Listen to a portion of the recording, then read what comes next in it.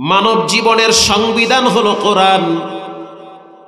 একজন মুমিন মুসলমানের গাইডলাইন হবে কোরআন। সমাজ কেমনে চলবে, রাষ্ট্র কেমনে চলবে, ব্যক্তি জীবন কেমনে চালাবে, পারিবারিক জীবন কেমন চলবে, এই সব কিছু দিক নির্দেশনা দেওয়ার মতো সমাধান হলো একটা, তার নাম কি? কোরআন। কোরআনের শুরুতে রব্বুল আলামিন বলেন, যালিকাল কিতাবু লা রাইবা ফীহি হুদাল লিল মুত্তাকিন।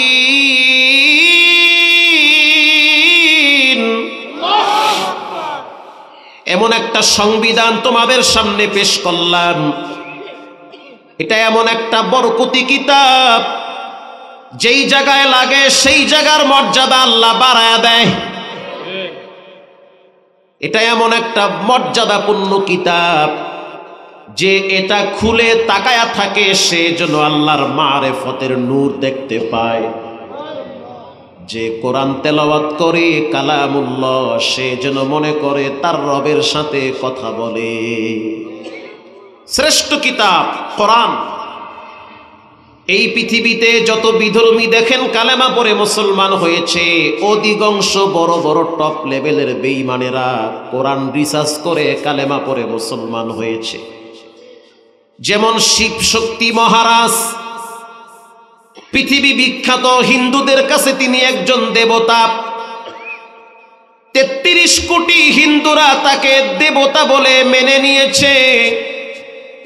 তিনি রাতের বেলা গভীর রজনীতে যখন চিন্তায় পড়ে গেল, পৃথিবীর কোনো হিন্দুকে তো আমি বানাই নাই, কোনো মানুষ তো দূরের কথা, একটা পিঁপড়া বানাবার যোগ্যতা তো আমার নাই, এই সব কিছুর স্রষ্টা একজন, তিনি হলেন কে?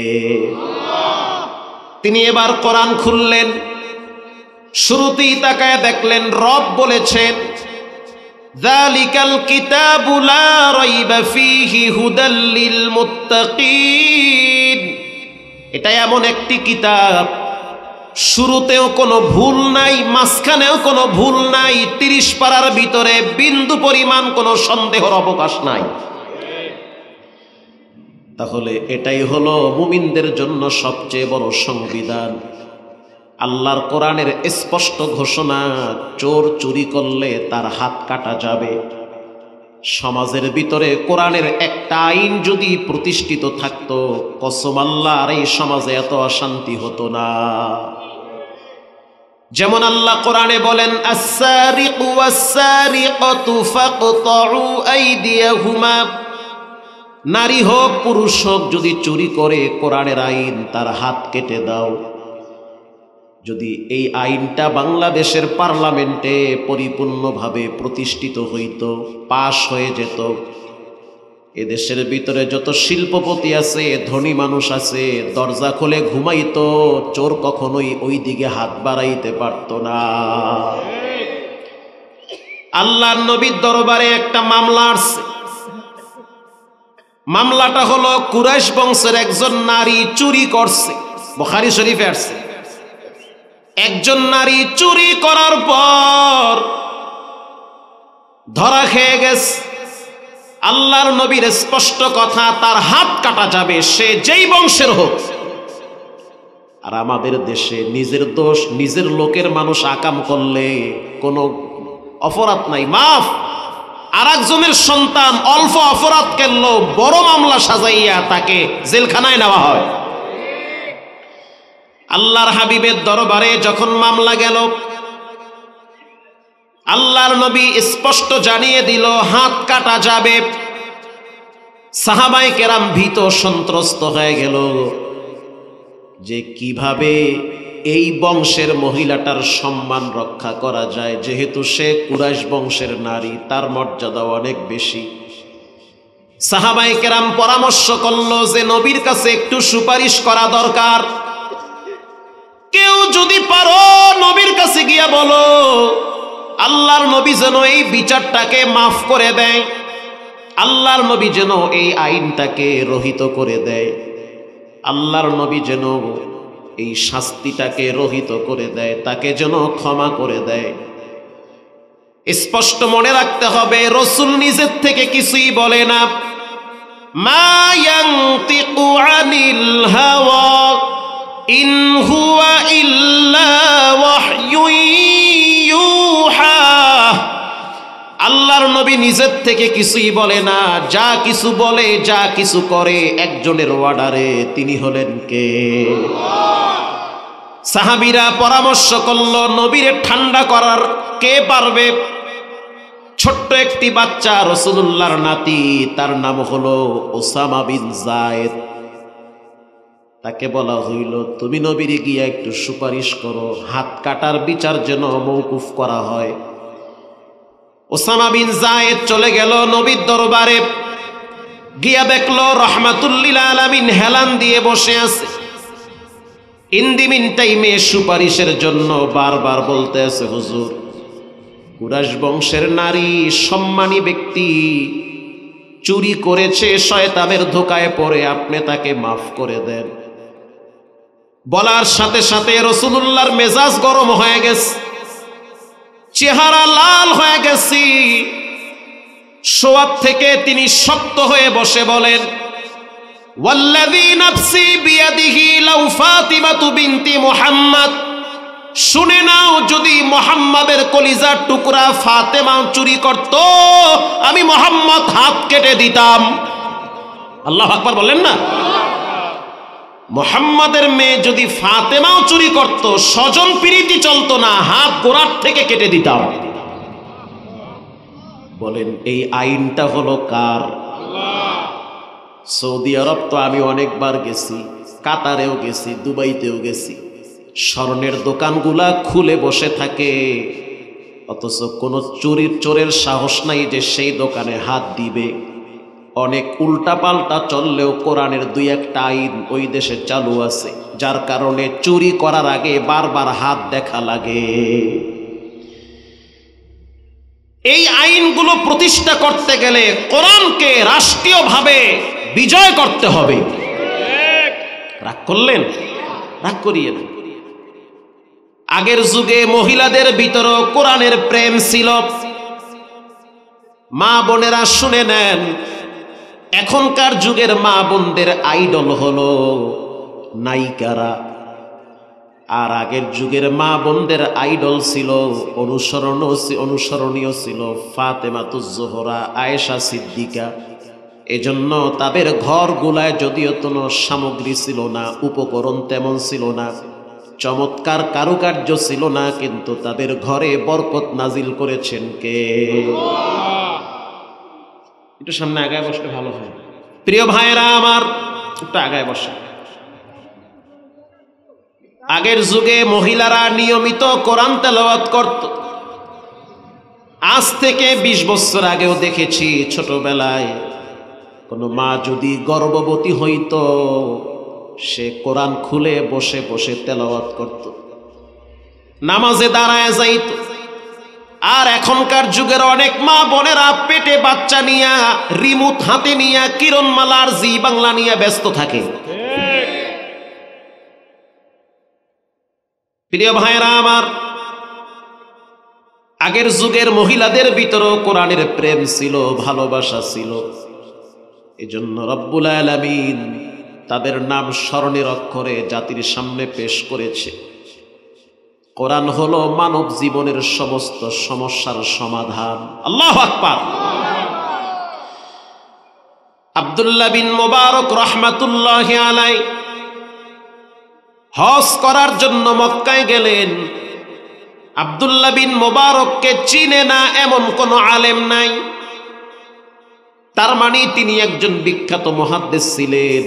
ইদা সারা আব্দুল্লাহ মিম্মারউ লাইলাতান সারা আনহা নূরুহা ওয়া জামালুহা, যার ভিতরে কোরআনের নূর আছে, আল্লাহ ওই নূর দ্বারা এলাকা আলোকিত করে। একজন ভালো আলেম কোন এলাকায় যদি থাকে, ওই এলাকায় আল্লাহ তাআলা কোরআনের নূর দ্বারা আলোকিত করে দেয়। আব্দুল্লাহ বিন মুবারক হজের কাজ সম্পূর্ণ করার পর হাতিমে কাবার পাশে তিনি বসে আছে। আর তাকায় দেখতেছি মাকামে ইব্রাহিমের পিছনে একজন ব্যক্তি চাদর গায়ে দিয়ে ওখানে শুয়ে আছে। আব্দুল্লাহ বিন মোবারক চিন্তায় পড়ে গেল, সবাই তো হজ কইরা বাড়ির দিকে যায়, এই লোকটার কি হইল যে চাদর গায়ে দিয়ে শুয়ে আছে? হয়তো কোনো বিপদে পড়ছে, আমি তার সহযোগিতার জন্য একটু কাছে যাই। এবার আব্দুল্লাহ বিন মোবারক সেই ব্যক্তির কাছে গেল, গিয়া দেখলো বাঁকা হয়ে শুয়ে আছে। আব্দুল্লাহ বিন মোবারক এবার তার পাশে দাঁড়ায়া সালাম দিল, আসসালামু আলাইকুম ইয়া আখি, ও আমার ভাই, আল্লাহর পক্ষ থেকে আপনার উপরে শান্তি বর্ষণ হোক। এবার ওই চাদরের ভিতর থেকে আওয়াজ আসতেছে, সালামুন কাওলাম মির রাব্বির রহিম।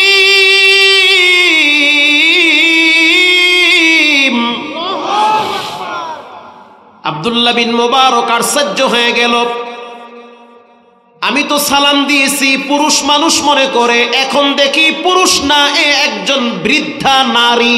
আল্লাহু আকবার। আব্দুল্লাহ বিন মোবারক বুঝতে পারল ইনি একজন নারী, বয়স্কা নারী, বুড়ি হয়ে গেছে, কিন্তু সালামের উত্তর দিল কোরআন থেকে। এবার আব্দুল্লাহ বিন মোবারক প্রশ্ন করল, বুড়িমা, আমি শিওর হয়েছি আপনি কোনো পুরুষ না, আপনি একজন নারী। জানতে চাই সবাই তো হজ করে বাড়ির দিকে গেছে, আপনি কেন শুয়ে আছেন? মহিলা বলতেছে, মাইয়ুদলিলিল্লাহু ফাহুয়াল মুহতাদ ওয়া মাইয়ুদলিল ফালান তাজিদ লাহু ওয়ালিয়্যাম মুরশিদা। আল্লাহ যদি কারো পথ হারায়া দেয়, সে কি পথ খুঁজে পায়? এটার ব্যাখ্যা হলো, যদি আল্লাহ কাউকে রাস্তা হারায়া দেয়, হকের পথ থেকে দূরে সরায়া দেয়, সে কি হকের পথ খুঁজে পায়?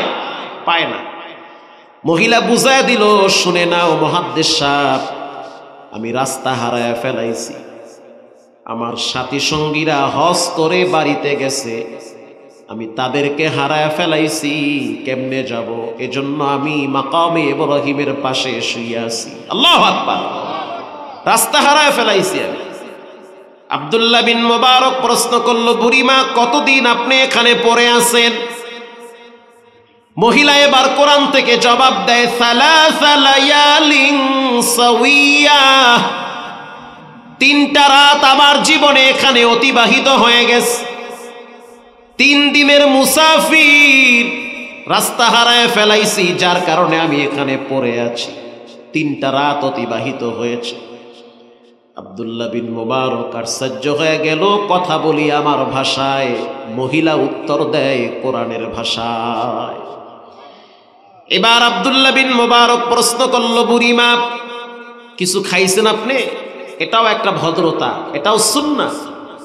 একটা অপরিচিত মানুষের সাথে যখন কথা বলবেন, অথবা জোহরের টাইমে দেখলেন মসজিদের বারান্দায় একজন লোক নামাজ পড়ে শুয়ে আছে, একেবারেই অপরিচিত, সাথে একটা গাট্টিও আছে, আপনার উচিত তার সাথে কুশল বিনিময় করা, সালাম দেওয়া, ভাই কেমন আছেন, দুপুরের খাবার কি খাইছেন? এমনও হতে পারে বেচারাই বিপদে পড়ছে, আত্মমর্যাদার কারণে সে আপনাকে বলতে পারে না। নিজ থেকে তাকে উচিত, ভাই আপনি কোথা থেকে আসছেন, দুপুরে কি খেয়েছেন? আপনার ঘরে 10 জন মানুষ যদি খাইতে পারে, তার মতো একজন মুসাফিরও তো আপনার ঘরে খাইতে পারবে। যদি এইরকম মেন্টালিটি থাকে, মানসিকতা থাকে, কসম আল্লাহর, জীবনে আপনার রব আপনাকে ঠেকাবে না। আপনি যখনই যেখানেই বিপদে পড়েন, দেখবেন রব নিজ হাতে আপনাকে নিরাপদে বাঁচায়া দিবে। প্রিয় ভাইরা আমার, আব্দুল্লাহ বিন মোবারক বলল, বুড়িমা, কি খাইছেন? কিছু খাইছেন আপনি? আল্লাযী হুয়া ইউতঈমুনি ওয়া ইয়াসকিন, আমার রব আমারে খাওয়াইছে। আমার রব আমারে কি করছে? খাওয়াইছে। এবার আব্দুল্লাহ বিন মোবারক চিন্তায় পড়ে গেল, এ তো যেন তেন মহিলা না, প্রতিটা কথা কোরআন থেকে বলে। মা বোনেরা শুনে নেন, আপনাদের আইডল আদর্শ কোনো নায়িকা ফাইকা হতে পারে না। আপনাদের আদর্শ হবে মদিনাওয়ালা আদর্শ।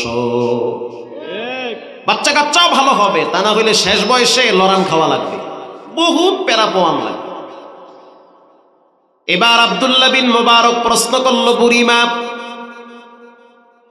আমার ব্যাগের ভিতরে কিছু খাবার আছে, আপনি খান। আমি আপনার সন্তানের মতো বুঝতে পারছি আপনি বিপদে পড়ছেন। আমার ব্যাগের ভিতরে খেজুর আছে, পানি আছে, রুটি আছে, আপনি খান, পান করেন। মহিলা বলতেছে, সুম্মা আতিম্মুস সিয়ামা ইলাল লাইল। আমি তো রোজা রাখছি। আমি কি রাখছি? রোজা। তোমাদের রোজাকে তোমরা সন্ধ্যা পর্যন্ত করো, তো তুমি খাওয়ার জন্য প্যারা দিলে লাভ কি? আমি তো রোজা রাখছি, আমি খাবো না। আব্দুল্লাহ বিন মুবারক বলল, বুড়িমা, আপনি বিপদে পড়ছেন, সফর অবস্থায় তো নফল রোজা ভাঙ্গাও জায়েজ আছে। আপনার কষ্ট হইতেছে বুঝতে পারছি, আপনার মতো একজন নারীর পেট থেকে আমি দুনিয়াতে আসছি। আপনি আমার মায়ের মতো, আমি আপনার সন্তানের মতো, লজ্জার কোনো কারণ নাই। ব্যাগে খাবার আছে, আপনি খেয়ে নেন, রোজা ভেঙ্গে ফেলেন। আপনি কষ্ট পাইতেছেন, যেহেতু মুসাফির মানুষ, আবার মহিলা কোথা থেকে কেমনে খাবার ম্যানেজ করেছেন, হয়তো পানি খেয়ে রোজা রাখছে। এবার মহিলা বলতে আছে, এবার মহিলা কোরআন থেকে বলতে আছে, وَإِن تَفْعَلُوا مِنْ خَيْرٍ يَعْلَمُهُ اللَّهُ وَأَن تَصُومُوا خَيْرٌ لَكُمْ إِن كُنتُمْ تَعْلَمُونَ।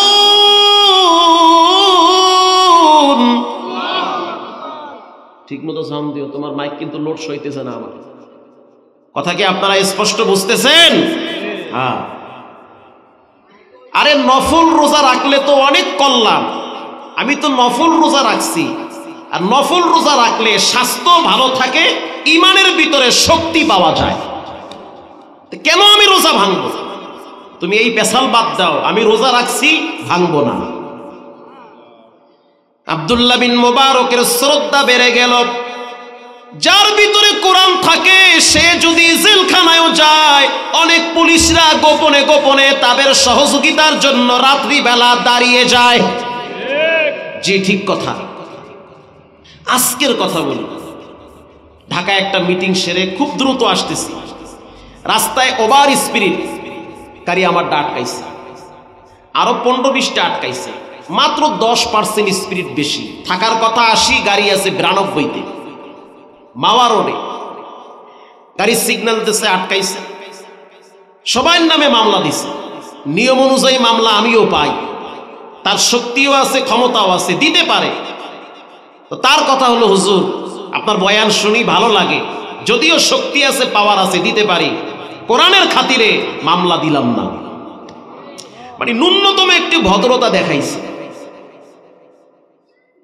আব্দুল্লাহ বিন মুবারক বলতেছে, আপনার ভিতরে কোরআন আছে, পুরি সুবহানাল্লাহ, আপনি প্রত্যেকটা কথা কোরআন থেকে বলেন, আপনার প্রতি আমার দুর্বলতা আরো বেড়ে গিয়েছে। আল্লাহু আকবার। এবার আব্দুল্লাহ বিন মুবারক প্রশ্ন করে, বলি মা বলেন আপনার বাড়ি কোথায়? চিন্তা করছে, বাড়ির কথা জিগাইলে তো আর মাদারীপুর আর শরীয়তপুরের নাম তো কোরআনে নাই। এইটা জিগাইলে হয়তো বুড়িমা পেছে পড়িয়া যাইবে, কইতে পারবে না। তার বাংলা ভাষায় অথবা ইব্রানি ভাষা অথবা অন্য ভাষায় তাকে বলতে হবে। এবার বুড়ি কোরআন থেকে আরেকটি আয়াত তেলাওয়াত করে বাড়ির নাম জানিয়ে দিল। সুবহানাল্লাযী আসরা বিআবদিহি লাইলাম মিনাল মাসজিদিল হারাম ইলাল মাসজিদিল আকসা। আমার বাড়ি হলো বাইতুল মুকাদ্দাসে।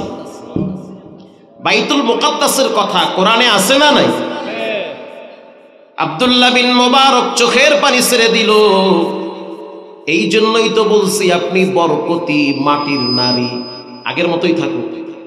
আপনি বরকতি জায়গার নারী, আপনি ইব্রাহিম নবীর দেশের নারী, জাকারিয়া নবীর দেশের নারী, আপনি হলেন ইয়াহিয়া নবীর দেশের নারী।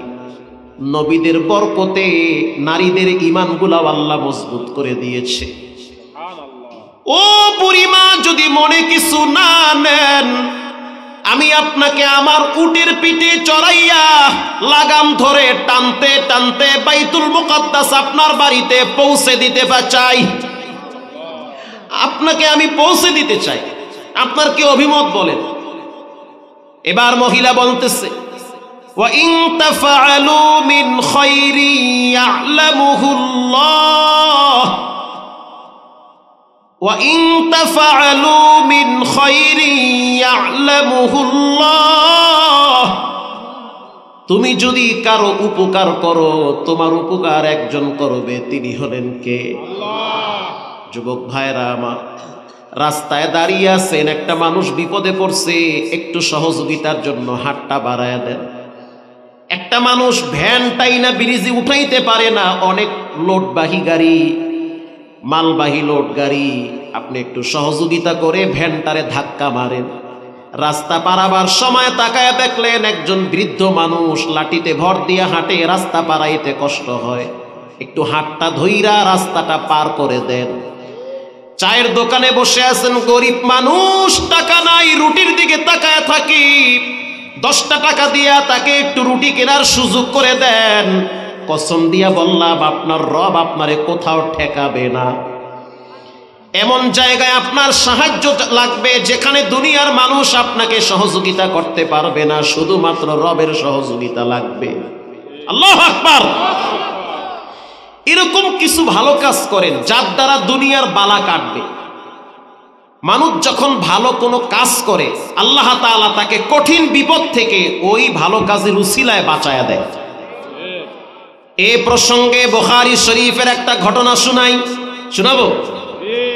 আল্লাহর নবীর হাদিস শুনে নেন। 3 জন যুবক সফরে বের হয়েছে। কিছু দূর যাওয়ার পরে মরুভূমি, লু হাওয়া শুরু হয়ে গেছে। এমন ভাবে বাতাসের আঘাত, ধুলাবালুগুলো মানুষের চোখে যাইতেছে। বাতাসের আঘাতের কারণে হাঁটতে পারতেছে না, রাস্তা আগাইতে পারে না। বাতাসের শক্তি কম না বেশি? অনেক বেশি। এবার এই 3 জন যুবক আশ্রয় নেওয়ার জন্য পাহাড়ের ভিতরে একটা গর্তে আশ্রয় নিয়েছে। গর্তের ভিতরে যখন আশ্রয় নিল, আল্লাহর কি ফয়সালা, একটা পাথর আইসা গর্তের মুখটা আটকে গিয়েছে। 3 যুবক এবার বিপদে পড়ছে, কঠিন বিপদে পড়েছে। একটু পরেই শ্বাস টানতে পারবে না, কারণ ভিতরে হাওয়া বাতাস যায় না, অক্সিজেন বন্ধ হয়ে যাবে। ওখানে পৃথিবীর কেউ বাঁচাতে পারবে না, একজনের সহযোগিতা লাগবে, তিনি হলেন কে? তারা 3 জনই সম্পদওয়ালা, টাকা পয়সার অভাব নাই, প্রচুর টাকার মালিক। এমন একটা জায়গায় বিপদে পড়ছে, কল্পনাও করতে পারে নাই। সম্পদ থাকার পরেও কোনো উপকারে আসতেছে না, একমাত্র রবের সাহায্য ছাড়া বাঁচার কোনো পথ নাই। এবার 3 জনই পরামর্শ করলো, একটু পরেই তো মারা যাব, শ্বাস টানতে কষ্ট হয়, ছিদ্র আটকে গেছে পাথরের অ্যাকশনে, ছিদ্রটা বন্ধ হয়ে গেছে পাথর পড়ার কারণে। এবার 3 জনে বুদ্ধি করলো, আমরা 3 জনই 3টা আমল দিয়ে আল্লাহর কাছে দোয়া করি। প্রথম ব্যক্তি রবের দরবারে হাত তুলছে, প্রথম যুবক, আল্লাহুম্মা আবাওয়াহু শাইখান কাবীরা। আয় আল্লাহ, আপনি জানেন আমি একজন গুনাহগার মানুষ, জীবনে অনেক পাপ করছি, কিন্তু এই জায়গায় যে এমন বিপদে পড়ব কল্পনাই করতে পারি নাই। এখন শ্বাস টানতে কষ্ট হয়, কিন্তু আমার জীবনে ভালো একটা কাজ করছি যেটা শুধুমাত্র আপনার জন্য।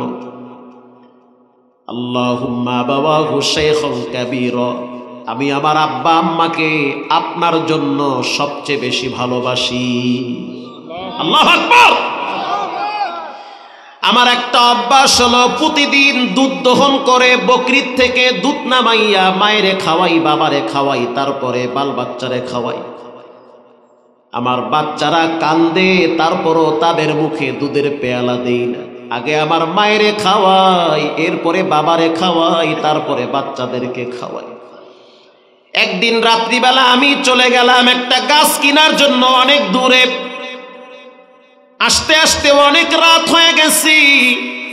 আমার মা দুধ পান না করে ঘুমিয়ে গেছে। আমি বাড়িতে আইসা দুধ দহন করে দুধের পেয়ালা নিয়ে মায়ের মাথার কিনারায় দাঁড়ায়ছিলাম।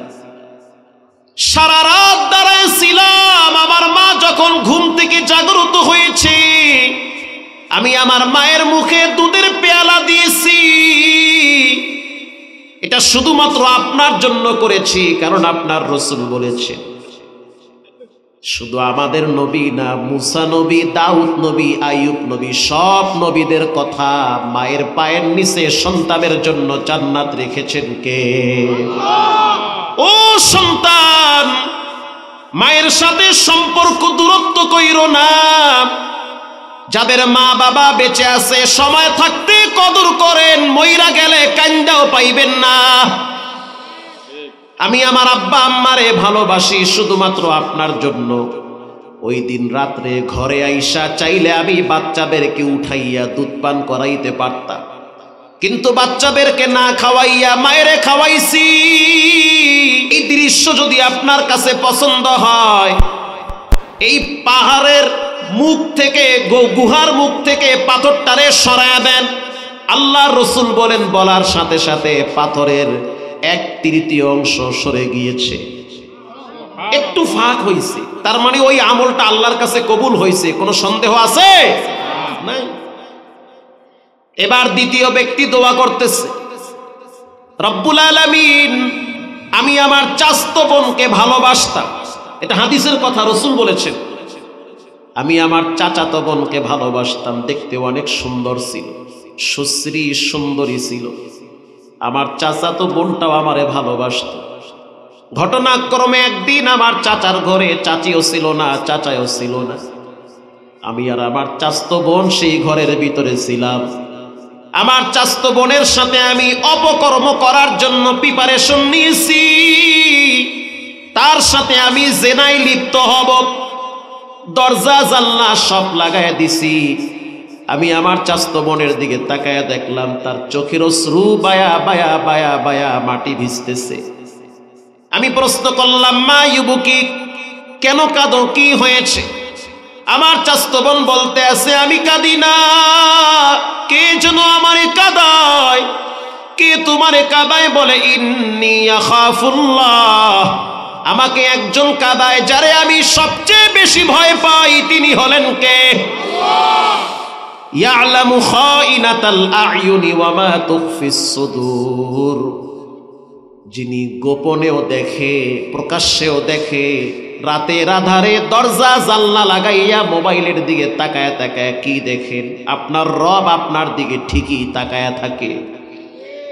আপনি তো এশারের নামাজ না পড়া দরজা লাগাইয়া বেডরুমে শুইয়া মোবাইল নিয়ে ব্যস্ত, আর আপনার রব আপনারে এত ভালোবাসে, জানলার দরজার ফাঁক দিয়া বাতাস পাঠায়া অক্সিজেন দিয়া আপনার মতো নাফরমান রে বাঁচায়া রাখে।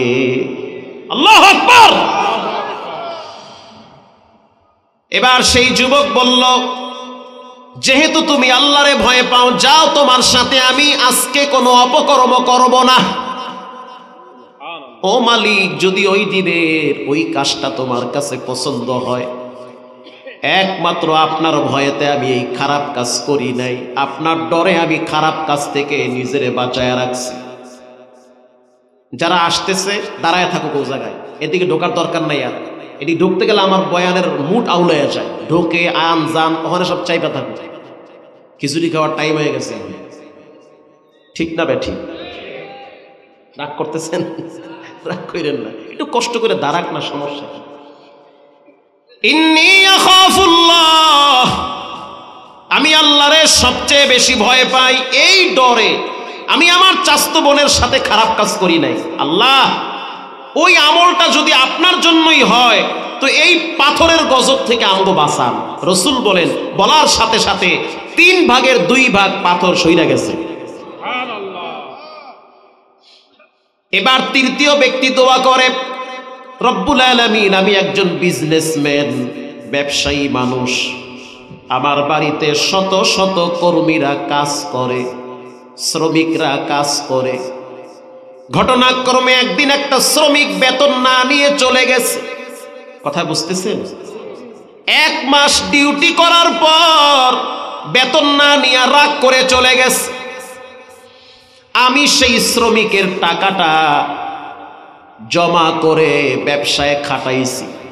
আল্লাহ, আপনি এত বরকত দিয়েছেন, সেই 1 মাসের বেতন দিয়া বিশাল বড় বকরির পাল হয়েছে। বর্তমান যুগে কোটি কোটি টাকার ছাগলের পাল, উটের পাল, দুম্বার পাল। 1 যুগ পর সেই শ্রমিক আইসা বলতে আছে, মালিক, আমার মা অসুস্থ, আমার ওই 1 মাসের বেতনগুলো আমারে ফিরাইয়া দেন। আল্লাহু আকবার। এটা আমার কথা না, কোনো পীরের কথা না, এটা রাসূলুল্লাহর কথা, বুখারী শরীফের হাদিস। তৃতীয় ব্যক্তি বলতে আছে, আল্লাহ, ওই টাকাটা জমা কইরা 1 যুগ পরে সেই শ্রমিক যখন আসলো, তখন আমি বলেছি, তোমার টাকাটা আমি জমা কইরা ব্যবসায় খাটাইছি, যত লাভ হইছে পুরা লাভ তোমার, তুমি গাট্টি বান্ধা সব বাড়িতে লয়া যাও। ধরেন 10,000 টাকায় ব্যবসায় খাটাইয়া 10 কোটি টাকা জমা হইছে, পুরা টাকা, পুরা সম্পদ আল্লাহর মহব্বতে তাকে দিয়ে দিয়েছে। যাও, দিয়ে দিলাম। ও মালিক, এমন একটা জায়গায় বিপদে পড়ছি, এই কূপ থেকে আমাদেরকে কেউ বাঁচাতে পারবে না। ওই দিনের আমলটা যদি আপনার কাছে পছন্দ হয় তো আমাদেরকে বাঁচান। রসুল বলেন, ফুল পাথরটাকে আল্লাহ বাতাসে দূরে সরাইয়া দিছে। আল্লাহ আল্লাহ মিকুনাত লাইলো নাহার, আল্লাহ আল্লাহ মিকুনাত শামসু হাজার।